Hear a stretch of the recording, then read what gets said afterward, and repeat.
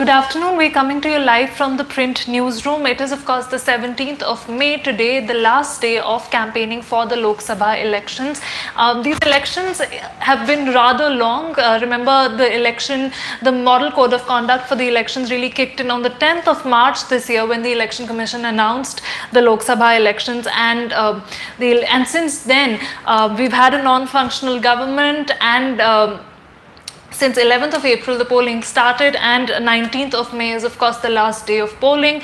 We'll have to wait until the 23rd of May to know actually who's forming the government. But what we can agree on is that this has been a rather long sort of election, perhaps one of the more toxic ones, irrespective of which side of the political divide we're really on. We can agree that this has been one of the most toxic, one of the most acrimonious elections that we have witnessed in a very, very long time. The question that we're asking at the print today is, did we need 7 phases to carry out the Lok Sabha election, or did it prolong the toxicity that has come to define our election rhetoric? Please do keep sending in questions as we go live. We'll be happy to take them up. First, to answer the question, do we need such a long multi-phase election? Remember, India is one of the few countries which have such a long multi-phase election in the first place. But to answer this question, one really needs to go into the logistics of organizing this mammoth exercise.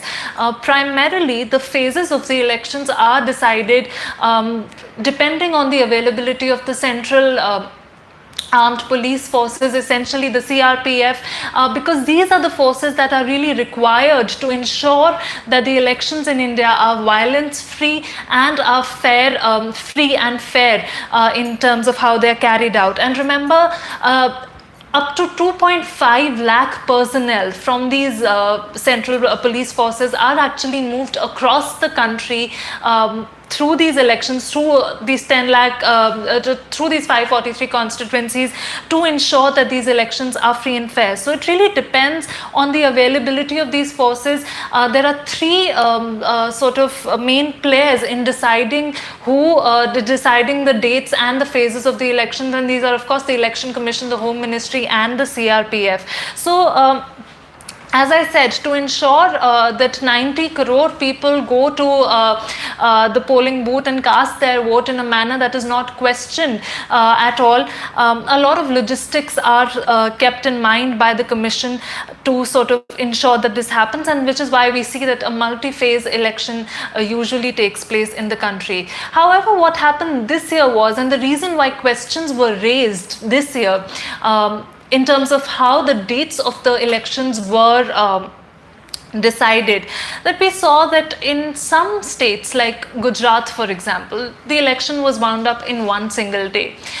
In Tamil Nadu, which is a large state, elections were wound up in 2 days. In again Rajasthan, elections were wound up in 2 days. However, in states where it seemed that the BJP requires sort of more rigorous campaigning, like Bihar, like Madhya Pradesh, like Uttar Pradesh, like West Bengal, elections actually happened over 7 phases. So that's why questions were raised on whether or not the election dates were decided, in fact, to suit the convenience of the Bharatiya Janata Party, so that the party can have its star campaigners sort of go out and campaign extensively in these states. One can dismiss these as conspiracy theories, but there is really no reason that explicable reason that was even offered by the Election Commission to explain why certain states like Gujarat, as I mentioned, because BJP happens to be so sure of its fate in Gujarat, elections were wound up in 1 day. So why this disparity? The Election Commission wasn't quite forthcoming in explaining this to the people, which is why these questions were raised. Secondly, the reason why do we have CRPF and why do we have central police forces actually go all over the country in order to ensure free and fair elections? Of course, we have the local police as well, but their presence is required. Why does that happen? This is in order to ensure that the security situation does not deteriorate during elections. Now, However, this argument also kind of gets deflated when we look at what happened in West Bengal. West Bengal, as we saw, had a 7-phase election. The last date of polling in West Bengal, in 9 constituencies in West Bengal, is of course on the 19th of May. But we saw how the situation actually kept deteriorating with time in West Bengal. It progressively became worse. So if the idea behind having such a long election in a state like West Bengal was to ensure that forces reach West Bengal, they're there in time and they're adequately present there in order to ensure that the state remains violence free, if that was the intention, it obviously did not yield the kind of results perhaps the Election Commission was hoping for. And we saw the Election Commission, of course, take the unprecedented step that it took in terms of campaigning in West Bengal some 20 hours before when it was scheduled. Also, I want to talk a bit about what this does to the forces. As I mentioned, there are about 2.5 lakh security personnel who are actually on their feet through these elections, through say these 7 to 8, or not even 7 to 8, more than that, these many, about 10 weeks, they're traveling across the length and breadth of this country. And as my colleague Ananya Bhardwaj in a very, very sort of compelling read when she traveled through these forces from Kerala to Bihar, showed us that often what happens is that they're traveling in very, very bad trains, that they don't have seats to sit on, they're not given food on time. So of course these forces also travel in very, very miserable conditions, and having such a long this multi-phase election obviously takes a toll on these forces as well, who don't necessarily get the compensatory leave that we in the corporate world are quite used to. That's one aspect. Then let's come to the fact that since 10th of March, ever since the election was announced, our government has been on a standby mode. So what this also has done is that for about 2 to 3 months, there is no actual policy making happening. There is no government work that is happening because of the model code of conduct, which actually kind of ensures that no policy making happens, and the government is really like a dummy government for that period. So it obviously affects the governance during this time. And why should a country that sort of prides itself on a free and fair democratic electoral process have the standby government for such a prolonged period of time? I would also like to talk about what I think is the main theme of today's conversation that we're having, the toxicity of the political discourse. We have seen some of the most below the belt comments, some of the most acrimonious comments, some of the most nasty comments being made, not just by local leaders, but also leaders like the Prime Minister himself, like the BJP President Amit Shah himself, like the Congress President Rahul Gandhi himself. So what we have observed in this election is really that our political discourse has come several notches down. Don't forget, this has been an election in which a Prime Minister who died several decades ago, Rajiv Gandhi, he became an election issue.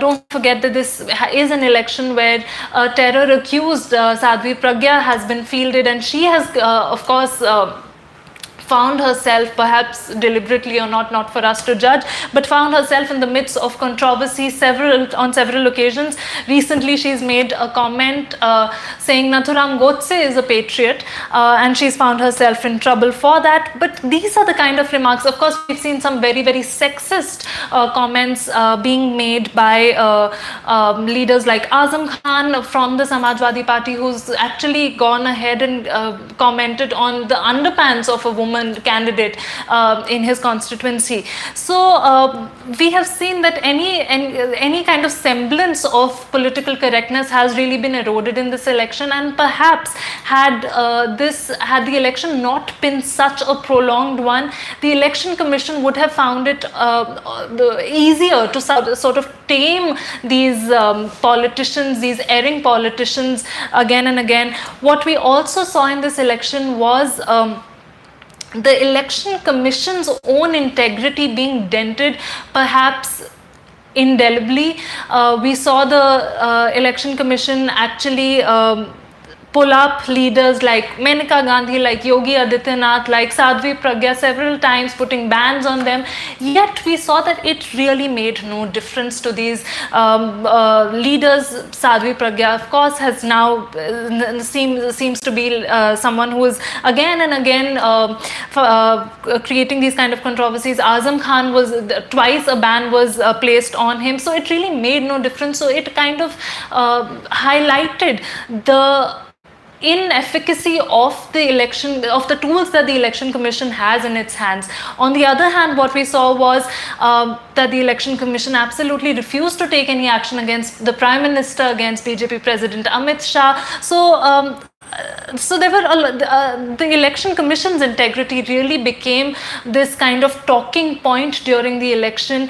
Not only was the conduct of politicians being questioned across the country, but also that of the election commission, which is really entrusted to be this fair umpire through the elections. But what we see now is that the poll body itself has a lot of questions to answer after this election. Not to miss a big theme of these elections, national security. The Bharatiya Janata parties particularly sought to sort of invoke the army, invoke the armed forces in order to sort of stir up this nationalistic sentiment among the electorate.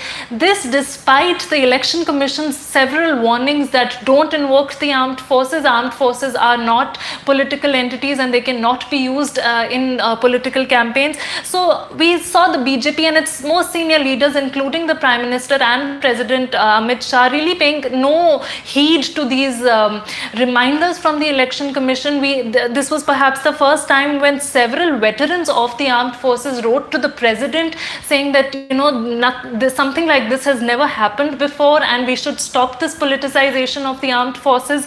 But it was done again and again, and perhaps will, now that a bad precedent has been set, we can expect it to be followed in coming elections as well. I have a question from an audience. Is it possible for NDA to cross the 400 seats mark as Rajiv Gandhi did? Well, 400 seats definitely seems unlikely. Although we're not supposed to comment on the number of seats until the final day of polling is concluded, so I won't be getting into whether or not the BJP can come to power with 400 seats or not, but I can say that 400 seats for any party, including the BJP, it may come back with a majority, but 400 seats definitely seems unlikely. I have another question. Why not election commission finishes one state in one day? Again, this question is asked by Hemant Jha. Hemant, as I mentioned, a lot of logistics are involved in sort of arranging elections. The primary sort of focus of the election commission is on the availability of the central police forces. They have to actually go from one election to one state to the other, one constituency to the other. In fact, I was a few days ago I was talking to somebody who was in the CRPF, is retired now, and he said that, you know, the kind of schedule we have, one single Jawan does not get to sleep in one place for more than one night. So they are, if we have an election that spans over 10 weeks, they are actually on the move for those 10 weeks. But as I mentioned, in Gujarat, it is a reasonably big state. Elections have been wound up this time in a single phase. In Rajasthan, again a big state. Tamil Nadu, again a big state. Elections were wound up in just 2 phases. So I mean, going by the examples of these states, yes, of course, it does seem it is possible to finish off one election, one state's election in 1 or 2 phases. So what actually transpired and what was going on in the minds of the election commissioners and the Home Ministry when they came out with this schedule, we really don't know. But again, perhaps one election per state may be too facile an arrangement that we can't really expect. I have another question from, just one second. Zakaria, has Election Commission lost its credibility from giving clean chit to PM and Amit Shah to setting phases of elections? Is Election Commission carrying orders of the force in power? Zakaria, this is something that I have spoken extensively on. This election, as I mentioned, has been as much about the Election Commission as it has been about the political players, which is rather unfortunate. The Election Commission is supposed to be this faceless, we would at least like it to be this faceless entity, which is only, carrying out this mammoth exercise from the back end. But what we have seen is that this time around, the Election Commission has been severely criticized.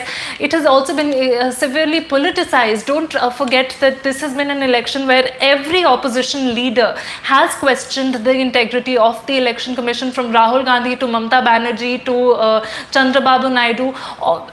Election Commission ought to be one entity where everyone, where every political party, where every political leader, every Indian really sort of reposes their faith. However, this election has made the Election Commission as polarized as the rest of the election discourse, which is very unfortunate. As we have seen, there have been controversies around the Namo TV, around this film that the BJP wanted to release right during the Model Code of Conduct, a biography on the Prime Minister. We have seen electoral bonds being, the money that came through electoral bonds, which runs into several crores, being used in the election campaign. We as voters have absolutely no idea where that money has come from. So, and in all these decisions, Election Commission has been sort of a key player, and yet we have seen either that the Election Commission has been, the voice of the Election Commission has been completely ignored by the BJP and by the government, or they have simply toed the line of the government. Again, I have a question on whether this has been the most toxic election, Lok Sabha election in many decades. Well, I'm no one to comment on whether this has been the most toxic, but as I mentioned earlier, this has been one of the most toxic elections that we have witnessed in the last few years. And what does it really do to our future political discourse? Because, you know, once the political discourse hits this kind of a low, it is very, very difficult to go back from it. And don't forget to read our talk point question of the day, where this is the exact question we are asking, that can Indian politics actually recover from this kind of a low that we seem to have hit with this election. That's all I have for now. Thank you so much for watching, and if you have more questions, do send them to us. We will be happy to respond to them through the day. Thank you so much for watching.